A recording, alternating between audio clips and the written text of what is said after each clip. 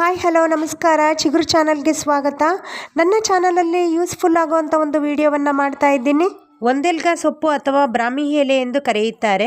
ಈ ಸೊಪ್ಪಿನ ಜ್ಯೂಸ್ ಕುಡಿಯುವುದರಿಂದ ರೋಗ ನಿರೋಧಕ ಶಕ್ತಿ ಹೆಚ್ಚಿಸುತ್ತದೆ, ದೇಹವನ್ನು ತಂಪಾಗಿಡುತ್ತದೆ, ಜೀರ್ಣಕ್ರಿಯೆಯನ್ನು ಹೆಚ್ಚಿಸುತ್ತದೆ, ಉರಿ ಮೂತ್ರ ಮಲಬದ್ಧತೆಯನ್ನು ಕಡಿಮೆ ಮಾಡುತ್ತದೆ, ವಿಟಮಿನ್ ಬಿ ಹೇರಳವಾಗಿದೆ.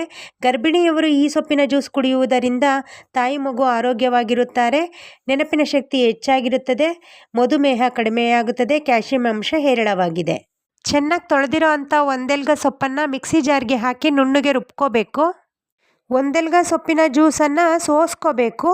ಒಂದೆಲ್ಗ ಸೊಪ್ಪಿನ ಜ್ಯೂಸ್ ಕುಡಿಯುವುದರಿಂದ ರಕ್ತದೊತ್ತಡ ಹಾಗೂ ಸಕ್ಕರೆ ಕಾಯಿಲೆ ನಿಯಂತ್ರಣದಲ್ಲಿಡುತ್ತದೆ. ಅರ್ಧ ಹೋಳಿಗೆ ನಿಂಬೆಹಣ್ಣಿನ ರಸವನ್ನು ಹಾಕಬೇಕು. ರುಚಿಗೆ ತಕ್ಕಷ್ಟು ಉಪ್ಪನ್ನು ಸೇರಿಸಬೇಕು.